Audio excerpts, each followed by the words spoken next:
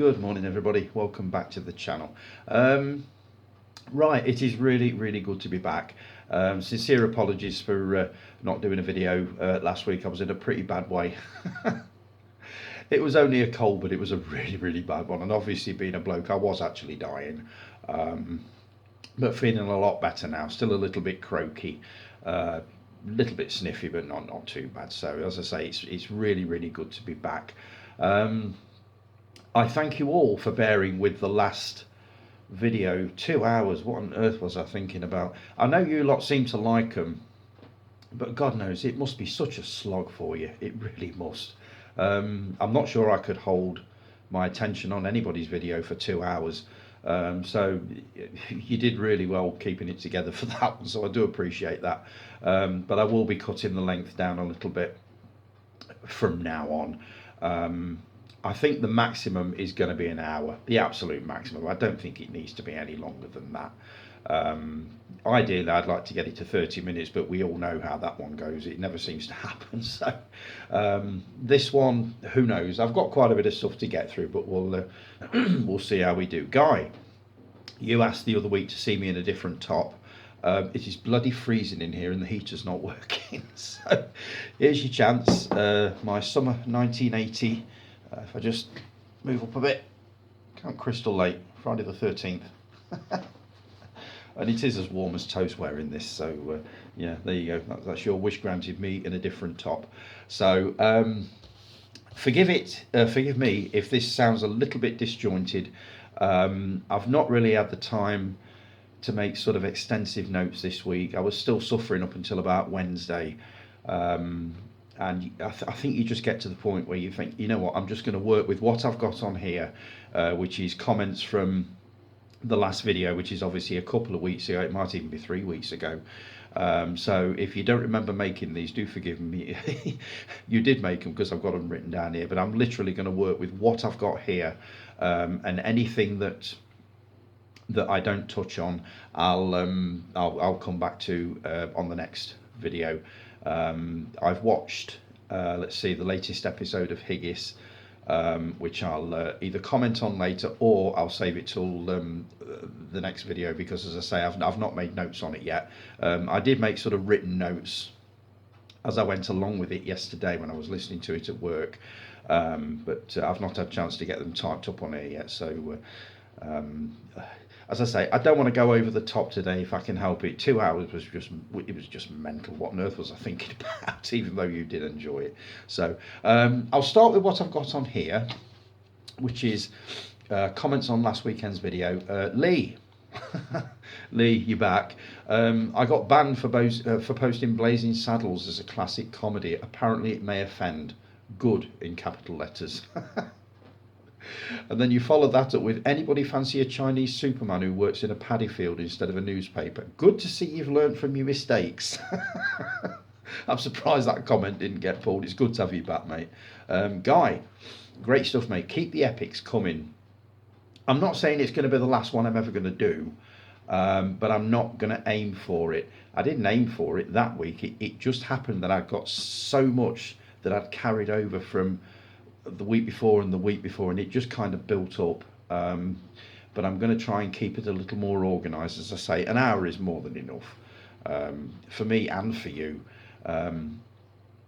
Definitely for me, because I mean, during the week I'm not really finding the time to watch as many films as I thought I would do.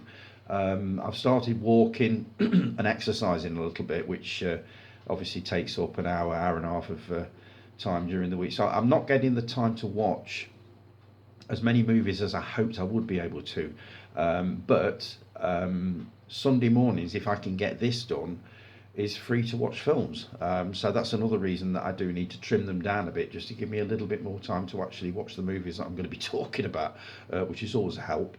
So I'm not saying that you've seen the last of the 2 hour epics, but they're going to be once every now and then.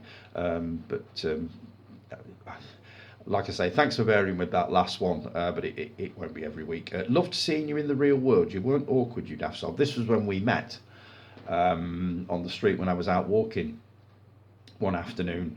It did kind of fit, not awkward, but I wasn't sure what to say. I think it was because I hadn't seen you for so long, and it happened again last week. Dave Taylor, my old cohort from where I work, I met him in the local co-op. He sort of came up to me and started talking. I think he was on his way somewhere, so he didn't have a chance to stop. But again, I'm really, really awkward with things like that nowadays, and I don't know why. I really need to get my social skills sorted out. But it was nice to see you, Guy, and it was also nice to see you as well, Dave. It's been so long. Bond on ITV. You only live twice. Will last about half an hour then. Yeah, that transformation of Bond into a Japanese man. Oh, I can imagine that would be deeply problematic nowadays. So, um, I mean, it's pretty much for a good portion of the film, so they couldn't possibly cut the whole lot out, surely. Why the hell should they cut any of it out? The Bond movies, like a lot of movies, as I've said before, they're products of their time. You have to accept them the way they are. Um, and yes, I know that a lot of the images and the language used is wrong, and you wouldn't expect to use it nowadays. Um, and as you say, the scenes of him sort of transformed into a Japanese man would not fly nowadays under any circumstances. So, yeah, I kind of get you with that one. I want to see Drunk Tony. Never going to happen, Guy, because I don't drink. I haven't drank for ages. Um, I packed in smoking probably about 20, 25 years ago, and I kind of felt the need not to, if this makes any sense. I didn't really want to go out once I stopped smoking. I don't know why. I just stopped. And I don't drink at home, so Drunk Tony is no, it's just not going to happen. I guarantee you that. I like all sorts of film genres, not just action. After all, as Stephen King said, a good story is a good story. Quite agree. That's why I I like all sorts of things. I like comedies, horrors. Um, I do like the occasional action movie. I think my weak spot, as far as movies goes, is probably action movies. I don't watch as many as I probably should do. They're just not my favourite genre. I love me independent cinema, as you know. So yeah, it's good to have a varied taste. Let's see if you can get through Rambo 4. You can get through Reacher. Oh, back to Reacher again. Refer back to the above quote. Um, Reacher, well, I think I could probably only watch that when I was pissed. I don't know, or high as a kite or something. I don't know.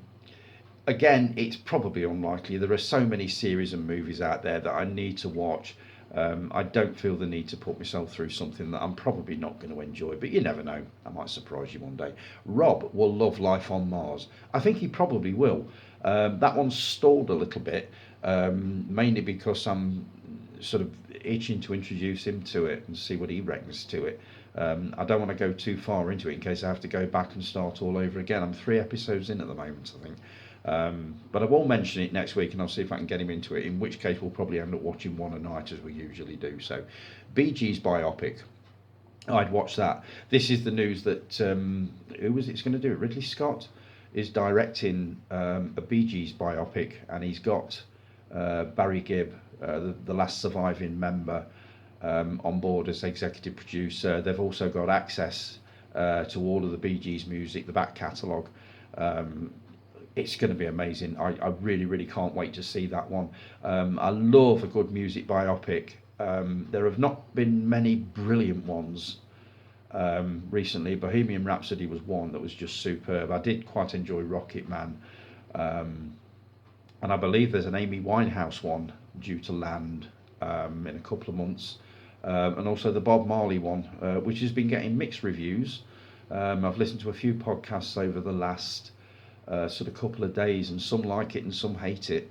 A lot are basically saying that an awful lot has been left out of the story, but there's also a lot in there that they didn't know. So it's I think it's going to be a Marmite movie, that one, love it or hate it.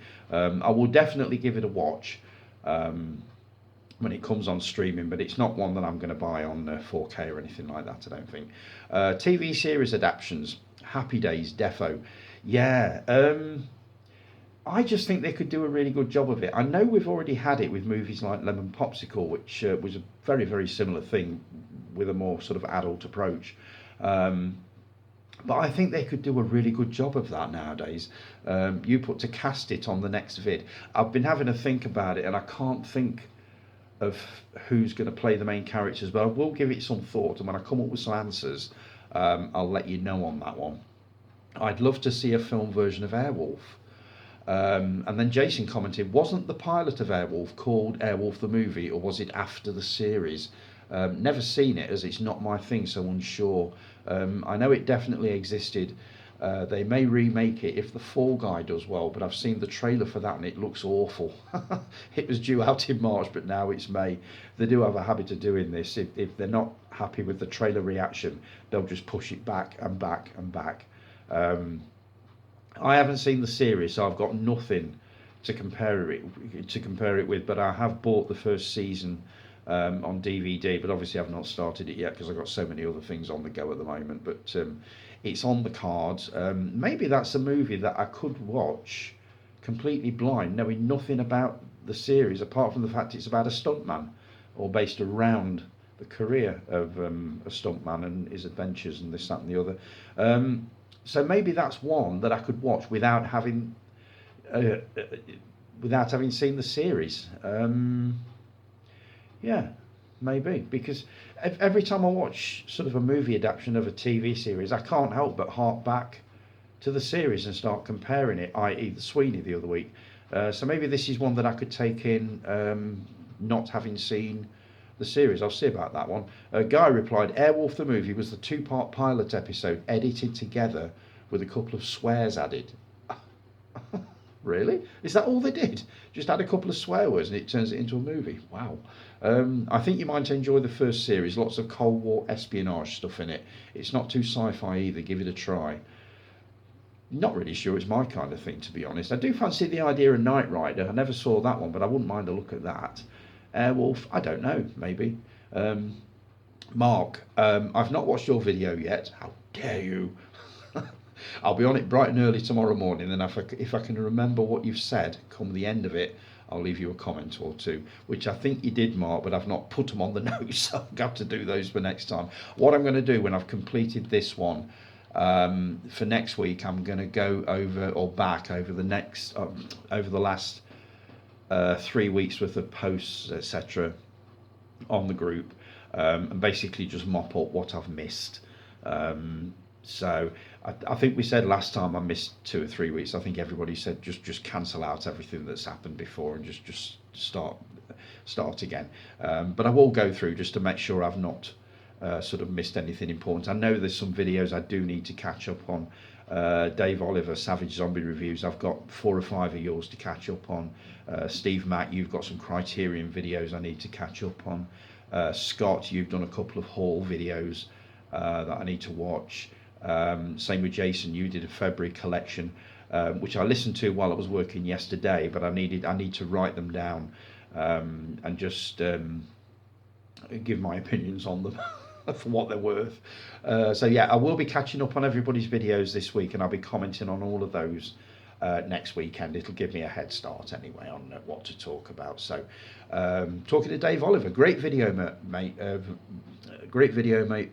Fully enjoyed it, as I always do. Do forgive me if I'm stammering a little bit at the moment. I don't know what it is. I think it's because I'm slightly out of practice. It happens when I don't do this for a week or two. I tend to kind of lose the plot a little bit. So do bear with me. It will all come together, I promise you. I've had Hell Night on my list for many years. It's on Shudder, and I've been meaning to watch it. So when I'm finished reviewing the Evil Dead movies, that will be my next one. Really looking forward to hearing your thoughts on Hell Night. It's one of my all-time favourite slasher movies. I just really enjoyed it the first time, and every time I've watched it since, I've enjoyed it more. So really looking forward to hearing your thoughts on that. Rick, you did get through Rambo 4, and I'm proud of you for it, Tony, mate. Great video as always. It's nice to know that me watching Rambo makes you proud of me. I'm so pleased. It was it was a difficult one to get through. That the violence was dialed up to 11. It was just mad. But saying that, it was an entertaining enough movie. I'm glad that I've seen it. Would I watch it again? Probably not. Um, but you never know. If I bump into it accidentally channel hopping one night, I may watch it again. But it was a pretty painful one to watch, that one. Jason K, our Ginger Ninja, great vid, Tony. 2 hours to get me through the workday. Don't rely on it happening again, mate. Honestly, that was a one-off, and it was. And I know I've said it before. If I've got enough material to work with, I will keep it going, obviously, but I'm aiming to keep them under an hour, as I've said now. But we'll see. Speaking of laughing at movies that were frightening, went to see the original Nightmare on Elm Street last night, and there were people laughing at certain parts of the film, mostly at the alcoholic mother, but still. Yeah, I love those pictures, by the way, that you took inside the cinema. I think I asked you this before, and I think you posted pictures. I wanted to know what your local cinema looked like from the outside and in the foyer and stuff like that. If I didn't, and you haven't, would you do that for me? I love seeing other people's local cinemas. I just do, even in this country, but especially where you are. I've got a feeling you've already done this, and if you have, do forgive me. It's me being a knob again. Meeting people off YouTube must feel like meeting a celebrity. What guy? I suppose he is. He's a local celebrity, I would say, because he's in a band and he tours all over the place. Yeah, I would guess so. I'm not sure it would work the other way, meeting me, because I've never got much to say for myself. I've got more to say for myself on here than I have when you actually meet me in person. I do need to work on that, actually. Let's see. Folk horror. Oh, it's one of my favourites, this. I did enjoy The Wicker Man. Classic Nick Cage. What? I'm joking. Edward Woodward, Christopher Lee, absolute classic. It doesn't get any better. I was listening to a podcast about The Wicker Man yesterday. Well, it was a podcast about movies from 1973. I can't remember what it's called now. I must make a note of it and introduce you to it, because it's a cracking podcast.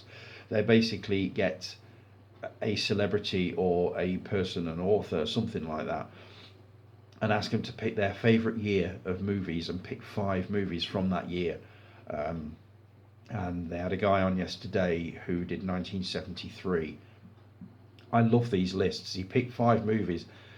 4 of them I'd not seen, and I thought, I've got to dig those out and have a look. And the 5th one was The Wicker Man, and it is one of his favourite films of all time. So I do get that. It's a brilliant movie. I've got to pick a 4K version of this up. I was aiming to get the collector's edition, but it sold out fairly quick and I didn't pre-order it, so I will be grabbing a copy of The Wicker Man on 4K. And also we've got Witchfinder General, Blood on Satan's Claw, and Beast in the Cellar. Now the first 3, they're part of what they usually call, I think it's the Unholy Trilogy, or Unholy Trinity, or something like that. It's just those 3 films are just quite well connected, sort of thing. And Beast in the Cellar is one of my all-time favourite movies from the early 70s, 1971 I think, and I've been itching for it to come out on Blu-ray for so long. It's a shame it's not in 4K, but I don't think they could do much with it in 4K. I think Blu-ray is about as far as they'd want to go with that one. But I'm certainly looking forward to grabbing all 4 of those within the next few weeks. I never hated the Psycho remake, I just never saw the point in it. Neither did I when I first heard about it. When I first heard it was going to be a shot-for-shot remake. Dialogue exactly the same, scenes exactly the same, but in colour with different actors and updated. The first thing I thought was, why even bother with that? It's hard. I enjoyed it. I did. It was all right, but obviously comparing it to the original, you wouldn't even attempt it. But as a standalone thing, I suppose it was okay. And I guess it was one way of introducing a younger audience to a character that we've known for quite a few years. But like I always say, if you're going to introduce younger people to sort of, classic films and start remaking them and doing it that way, why not just show them the original? Because Psycho, there's absolutely nothing wrong with it, absolutely nothing. So Yeah, I do get your point with that one. Kal El is Superman's birth name on Krypton. I didn't know that. Mel Gibson movies. Has he ever made a bad movie? That's a good question. I'll throw this out to you lot actually. Has Mel Gibson ever made a movie that you absolutely didn't like? I've not really seen enough of his films um, to make any comment on that. I'm guessing he hasn't made a real stinker. I'm fairly sure he probably hasn't. I wasn't overly keen on Mad Max 2. I think that was called The Road Warrior. Now, again, it's one of these things, whether I've watched it on the wrong day or I just wasn't in the mood for it, I don't know. I love the original, absolutely love it to bits, seen it many times, never get bored of it. Thunderdome, not bad, not brilliant, but not bad. Tina Turner made that one. But Mad Max 2 The Road Warrior, for some reason, it didn't click with me the last time I watched it. And that was the first time I watched it, and this was only probably 6 months, maybe a year ago. So I do need to take a look, preferably at them all, including Fury Road, because we've got Furiosa coming out sometime this year, I think. So it would be good to take them all in again and have a look. But has Mel Gibson ever made a movie that you weren't keen on, that you didn't like? Chris, this would be an interesting one for you because you're an absolute Mel Gibson super fan. I know you are. Is there any that he's made that you just didn't like? Lone Wolf McQuade. I just added that to my list to watch, even though I have seen it, just not since the late 80s, early 90s. Chuck Norris, I do need to catch up with some of his films, absolutely. I've got to get my watch list in some kind of an order because it's just all over the place at the moment. But Chuck Norris is high on that list, as is Mel Gibson. Spider-Man, Spider-Man, Spider-Man. I could rant about these for a while, and not a bad rant, but Toby, great Peter Parker, good Spider-Man. Andrew Garfield, terrible Peter Parker, great Spider-Man.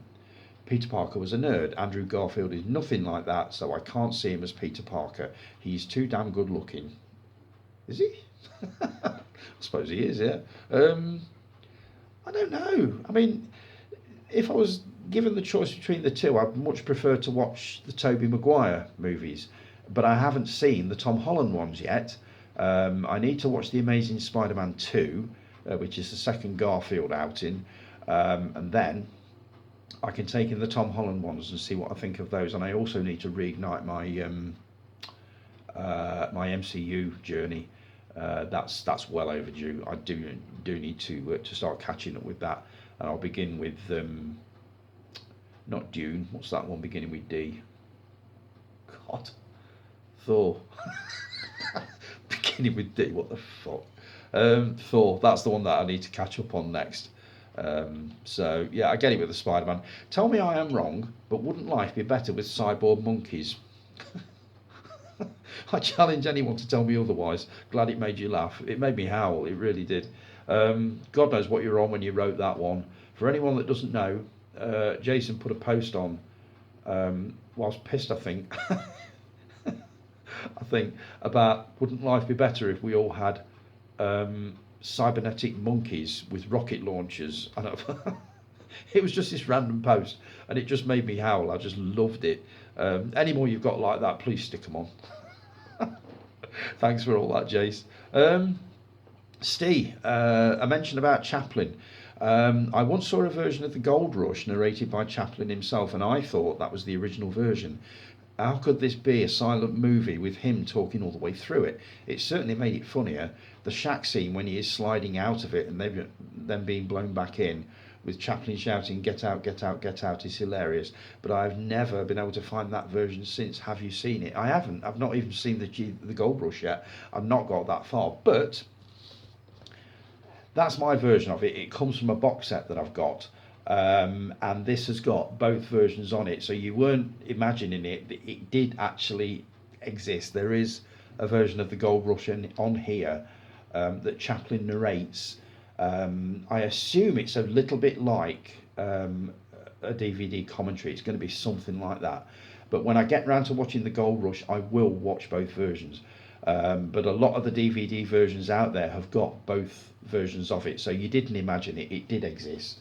And there's a load of extras on that as well. So that's another little journey I've got to get back on. I've only watched the first one so far. I think the next one is called Kid Auto Races in Venice, which is the movie when he actually introduced the character of the tramp that made him famous. So I do need to get back onto that one. Let's see.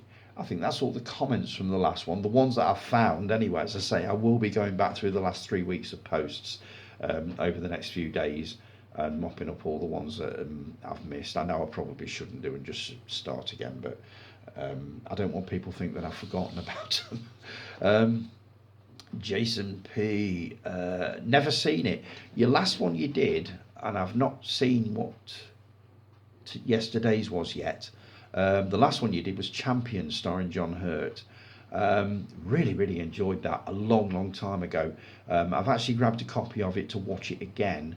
I love John Hurt in movies. I've thought he was brilliant ever since he played Caligula in I, Claudius. I just think he's amazing. Alien, when he played Kane, superb movie. And Champions was a very serious movie, a very somber movie if I remember right. But yes, I will be taking that one in. I have seen it, but a long time ago. Let's see, Jason K. Oh, Ginger Ninja again. Talking about classic Nightmare on Elm Street. Yes, I think you mentioned earlier that you've been to see a Nightmare on Elm Street, Nightmare on Elm Street, the original, on the big screen, and it was awesome. I love that After the World Ends book, by the way, that you're showing off. Is it as good as I'm thinking it is? Because I'm seriously looking at grabbing a copy of that. And again, also love the pics from inside the cinema. So yeah, let us know what that book's like, Jason. I'd be very curious about that one. The other piece of news this week that I got, it was a real disappointment. I listen to this every week. Kermode's Scala show. He does a soundtrack show on Scala Radio every Saturday around about 2 o'clock, and I do listen to it. It's been dropped for no apparent reason. God knows why, but it's gone. Well, I don't know whether it's sort of whether it's been dropped now or whether it's going to be within the next few months. I don't know, but it's definitely on its way out. Which I think is a real shame. I really enjoyed that. He's introduced me to some amazing soundtracks, and he used to do a spot every week, and he's done it for years, where he highlights Ennio Morricone's career, and he's played some absolutely wonderful pieces of music that I would never ever have known had I not seen that. So I'm going to be sad to see that go, most definitely. I just hope he manages to hold on to Kermode and Mayo's take, because I love listening to that. So hopefully he'll hold on to that one. But yeah, his show on Scala Radio is no more, or won't be anymore for much longer. So right, I'm going to take a quick break. I'll be back in a couple of seconds with a couple of films that I've watched and a little haul, if I've got time to do it, of a few bits that I've bought. So back in a second.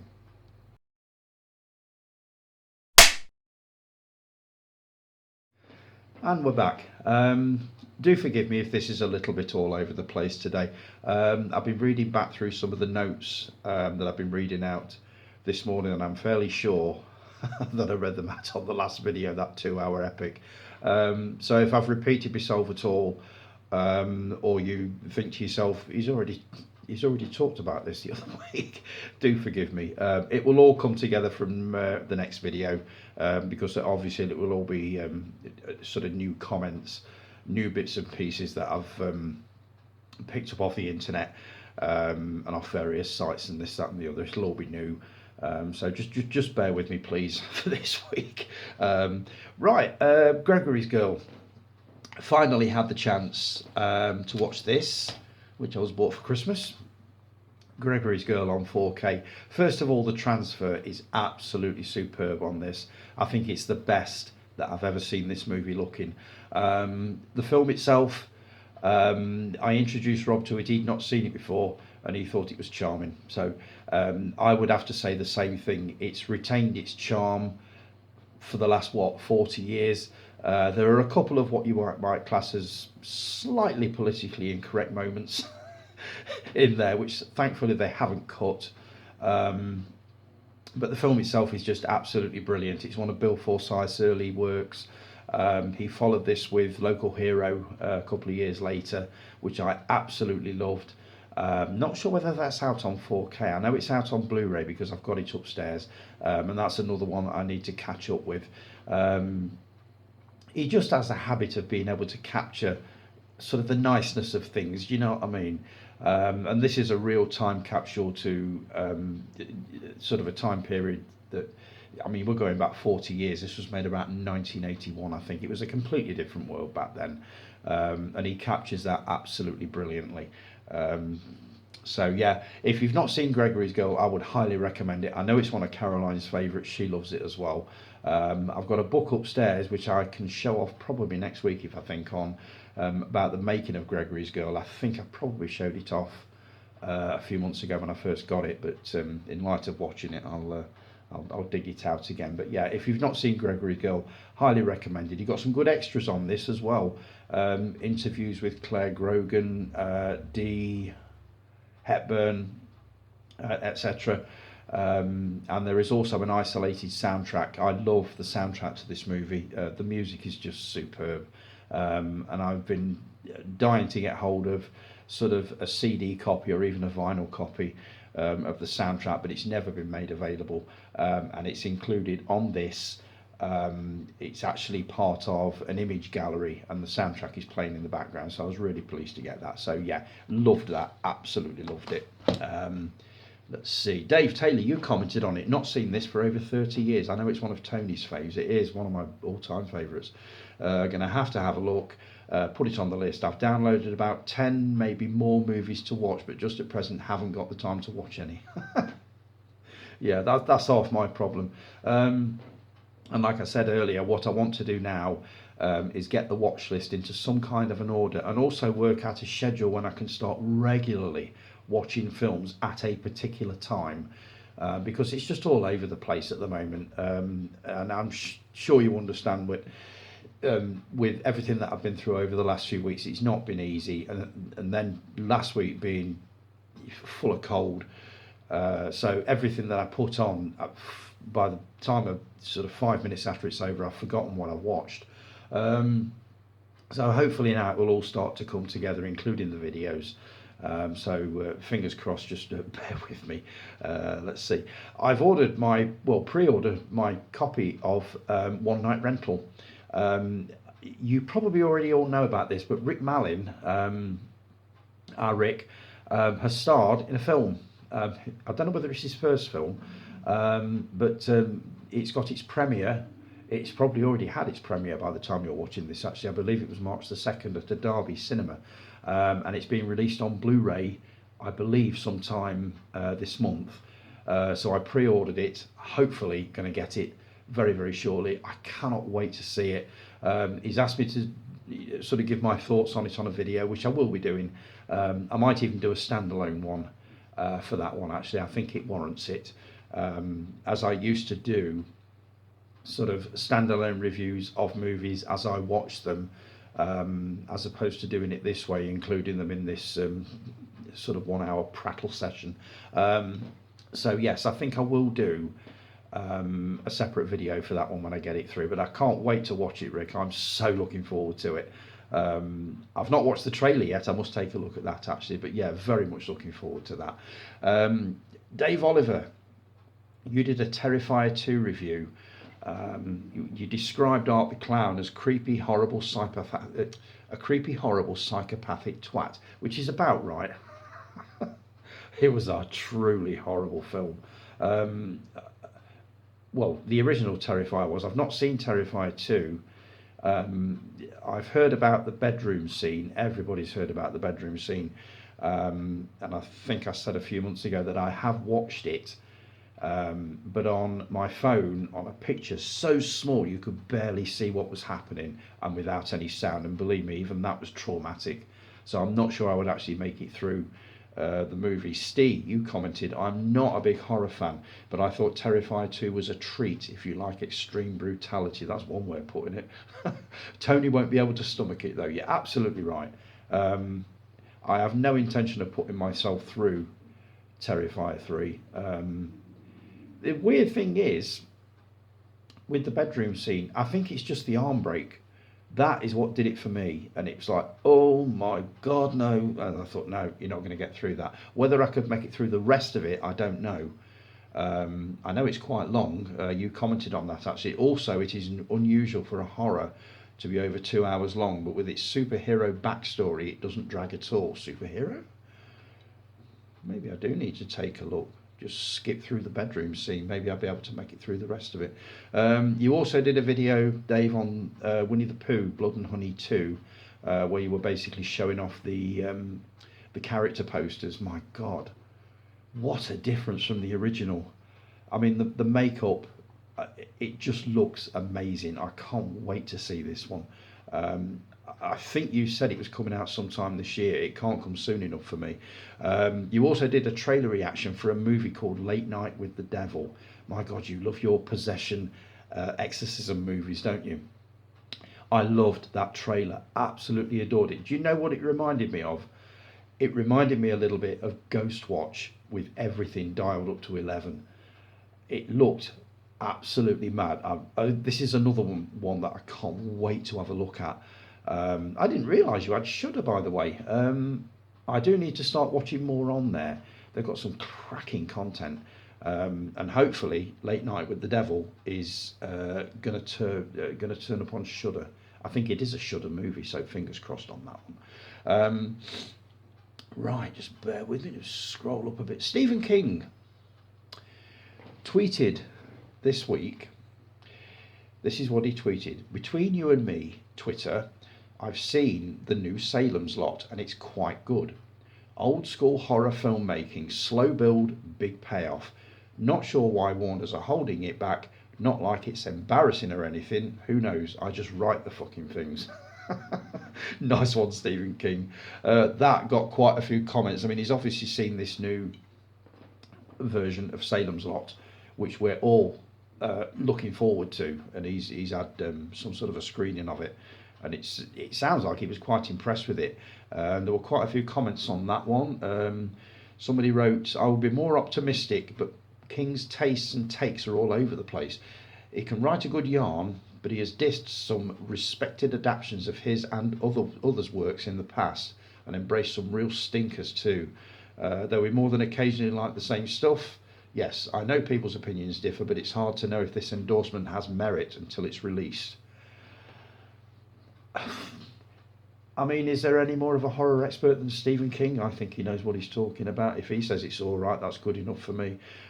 Somebody else wrote, good to hear, was dubious about the latest remake. Saying that, I've seen King give glowing reviews of bang average books and films, so we'll wait and see. So we're not exactly overly excited about this. And somebody else wrote, there's another remake coming. Yes, there is. There's already been one, which I think was the early 2000s with Rob Lowe. And I've been told that that one is actually quite good. So I will be grabbing a copy of that and taking a look. And I do need to rewatch the original from 1977, which I absolutely adore. I've got that on DVD upstairs. Don't really feel the need to upgrade that one to Blu-ray. But who knows? We shall see. Let's see now, what else have I got here? The Long Good Friday, one of my favourite ever gangster movies. One of the top 3, I would say, gangster movies made in Britain, including Get Carter and another one that I've now forgotten. But it's coming out on 4K. It's an Arrow release.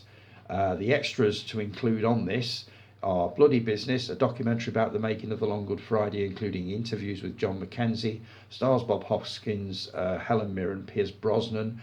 Pierce Brosnan was in the Long Good Friday for the last couple of minutes, I remember, right? Producer Barry Hansen and cinematographer Phil Mayhew. There's another documentary, Hands Across the Ocean, a comparison of the differences between the UK and US soundtracks. I wonder if this is anything to do with Gregory's Girl had to have a different soundtrack for the American market, because the Americans could not understand the thick Scottish accent, and I get the feeling that this is going to be the same. So I'm looking forward to seeing that documentary, if nothing else. There's a Q&A with Bob Hoskins and John Mackenzie, moderated by Richard Jobson. Interviews with Barry Hansen, Phil Mew, writer Barry Keefe, first assistant director Simon Hinckley, and assistant art director Carlotta Barlow.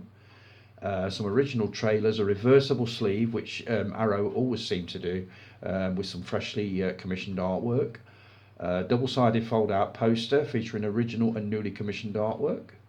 And an illustrated collector's booklet featuring writing on the film by Mark Duguid. An excerpt from Titan Books' Very Naughty Boys, the amazing true story of handmade films by Robert Sellers about the making of The Long Good Friday, and contemporary reviews of the film. Can't wait to see this. I can't wait to see what it looks like on 4K. I have actually got it on Blu-ray, but I will definitely be upgrading that to a 4K, absolutely.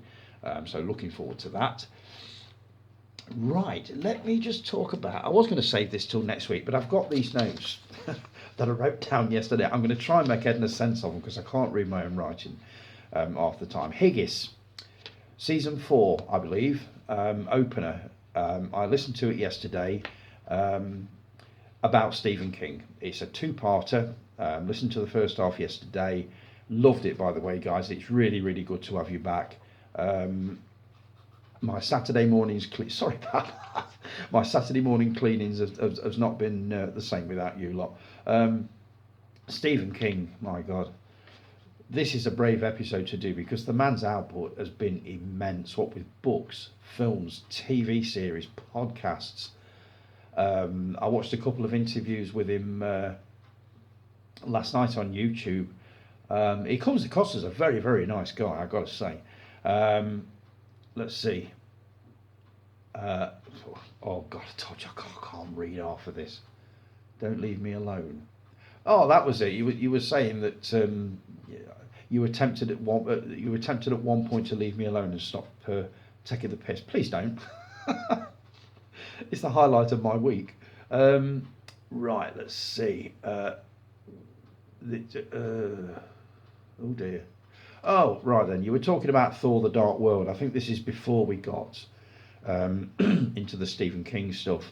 And you described Thor: The Dark World. This is one that I've got yet to have a look at. Guy. Oh God, I really should have typed this up. Oh, this is awful. Oh, that's it. Guy said you'd farted better things than this movie. Wow, no love lost there then. Callie, you said that an enema is more fun than that, and guys apparently had an enema. That's an image I wanted, thanks for that.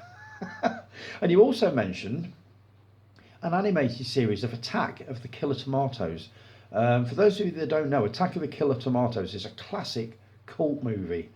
I've not seen it. It's one that I've always wanted to see, and I sort of reading this now has made me want to dig it out and take a look. But apparently there was an animated series of it. So where did you find that? Because I'd be curious to take a look at that. And you were also talking about Friends. You were catching up on Friends. Well, not catching up, but rewatching all seasons of it. And you were talking about some of the jokes being sort of off colour and a little bit out of kilter today. You were quite right. These programmes and movies were made in an age when these things were perfectly acceptable, and this is what we've got to think when we're talking about these things, is that, you know, there was nothing wrong with this kind of language and these kind of things years ago, and you know, they weren't wrong at the time. So yeah, I do get that. I think you described Jack Nicholson as in The Shining as Jack Nicholson at his most Jack Nicholson-ish, whatever that means. What scene are you talking about? I'm listening to the audiobook at the moment. I've got about probably 11 hours left. You didn't spoil any of it for me. I didn't. You just didn't. So don't worry about that. But I'm very, very curious to find out what this scene is that you just daren't talk about. I can only assume it's something that I've not yet got to. I have got the scene where we're introduced to a character called Patrick Hockstetter, who committed a particularly nasty crime. And I remember listening to it and thinking, my God, this must have caused some controversy in its day, because the book itself is about 40 years old. But I'd be very curious to know what the scene is that you're talking about that is so bad that you then even talk about it. So let me know on that one. Looking for. Oh yes, I'm also looking forward to Welcome to Derry, which is why I need to finish the book and also watch the two film adaptations of the book, so that I'm ready for Welcome to Derry, and also Camp Crystal Lake, which I've been looking forward to for probably the last 2-3 years since I first read about it. They have now said it's filming this year, so hopefully we'll get to see that sometime this year. As for The Stand, I've never dared give it a go because the book itself is like that thick. It is absolutely huge. I think it's bigger than it. I'm sure it is. But I would definitely be interested in watching those two miniseries. There are two versions of that as well. So yeah, I will be digging those out. And as for now then, I've probably got the date of this wrong. 11/22/63, the Kennedy time travel book. I've actually earmarked that on Audible, so when I've listened to it, The Shining, and Doctor Sleep, I'm going to move on to that one. I would very much like to see the series as well. I love a good time travel drama, as you all know, so I wouldn't mind a look at that for sure. But cracking episode, guys. Apologies for the wonkiness of the notes, they're all over the place. I can't read my own writing. I will get them typed up for the next one, and I'm looking forward to part 2 of the Stephen King episode, when I hope Salem's Lot will get a look in. Fingers crossed. So yeah, cracking episode, guys. Keep them coming. Right, bin it or keep it for this week. Piranha 3D. This is actually a 2-disc set. I believe the 3D movie is a separate disc on this one. It's a remake, obviously, of the Joe Dante 1978 movie, which starred Bradford Dillman and Heather Menzies, who I remember from Logan's Run, the TV series. This is basically a straightforward remake. Having watched this, I could quite easily rename this Fish and Tits, because that's basically all it is. Given the choice between watching this again and watching the original, I would almost certainly go for the original. There's nothing wrong with this. It's all right. But it is pretty sort of formula animal attack type thing. I can certainly see why the lads like it, most definitely. It obviously all takes place on spring break, so there are just Bristols everywhere. So yeah, would I watch it again? I don't know. I mean, I've got a copy of this on download on one of my hard drives, so I probably wouldn't feel the need to keep this. I'm afraid this is going to be a binner. Even though Jason said keep it, it's good fun. It is good fun, not denying that. It's just not one that I would probably watch again. And I'm certainly not bothered about Blu-ray. And the aim of Bin It or Keep It is to try and thin the collection out a bit. So I have got to be a little bit mercenary with some of these things. So I'm sorry, Piranha is definitely a binner. Right, had a chance to watch this last night. I had this for Christmas. It's took me a while to get around to it. Meg 2, The Trench.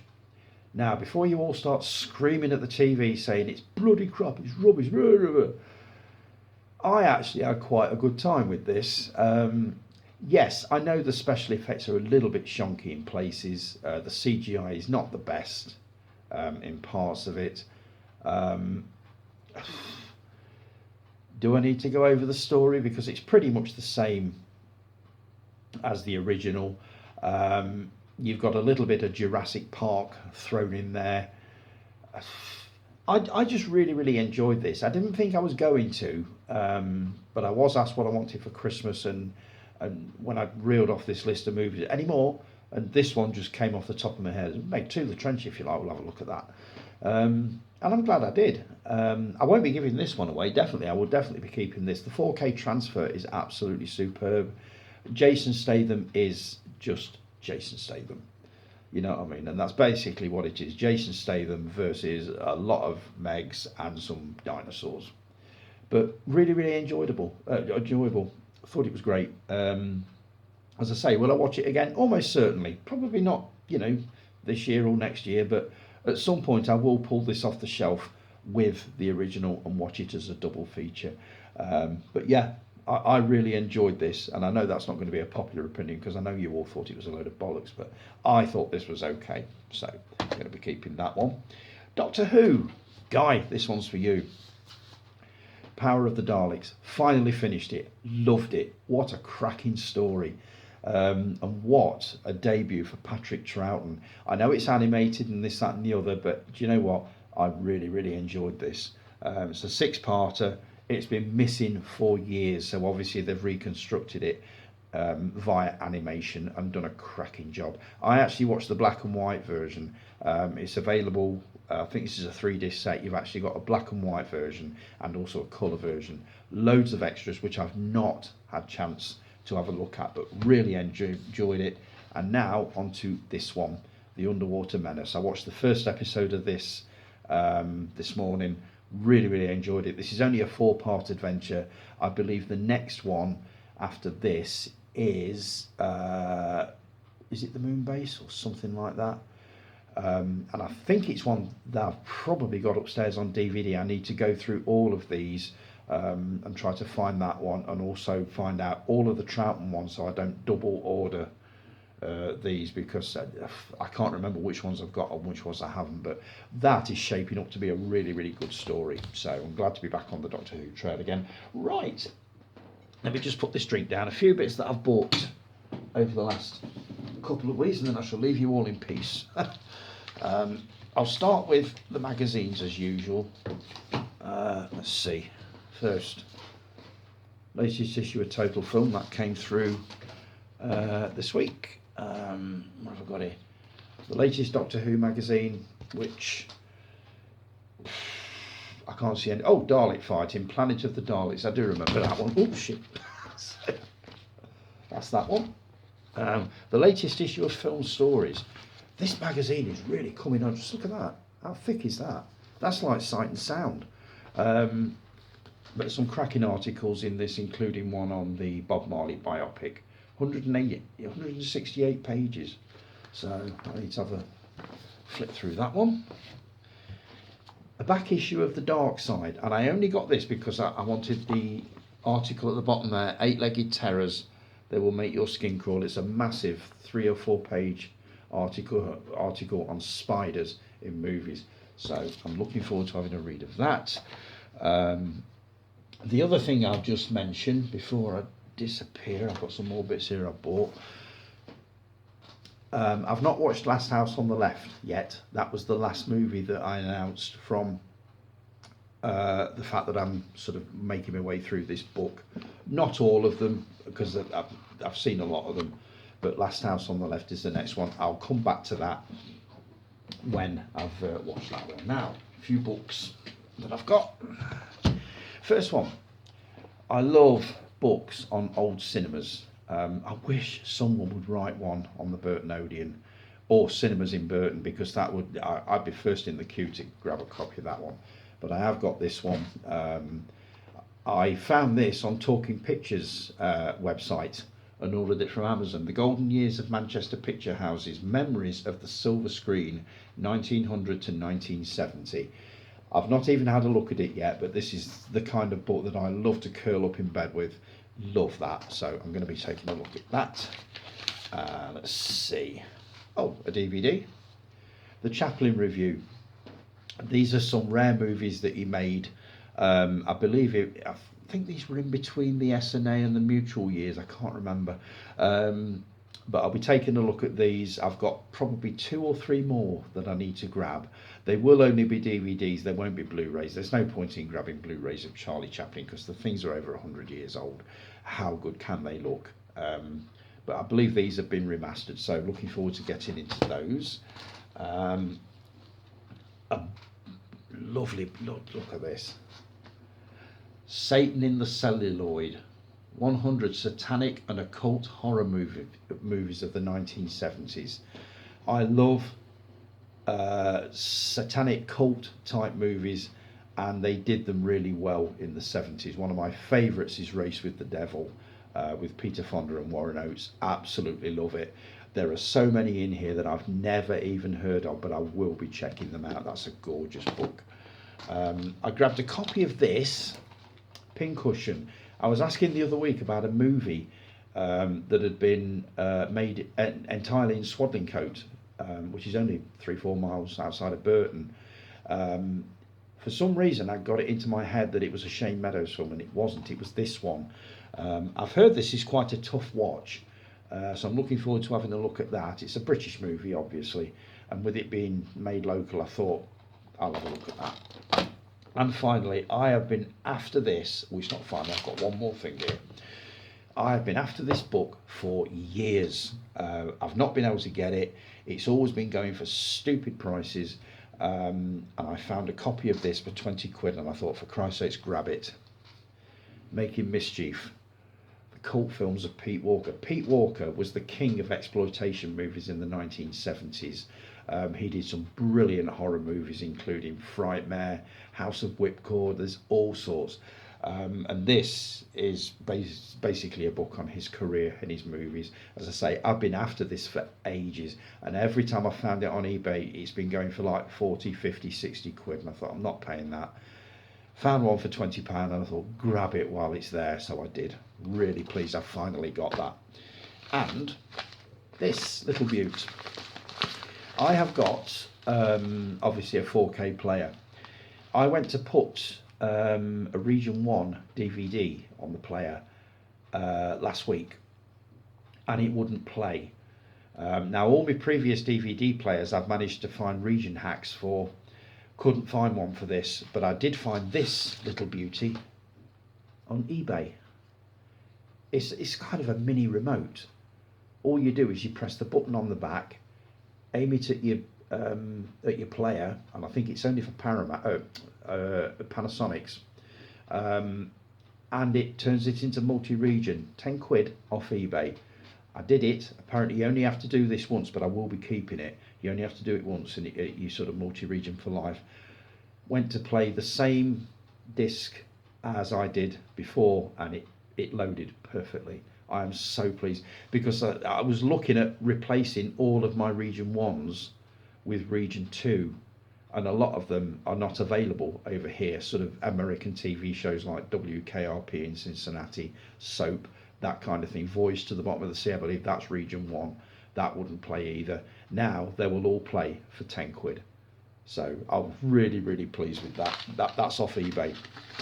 So, right, that's it, folks. I'm coming up to 30 minutes. So thank you so much for joining me. As I say, it is really good to be back. If it seemed a little bit all over the place today, I do apologise. It will hopefully come together next week with obviously fresh notes, fresh comments, fresh everything. So thanks for bearing with me this week.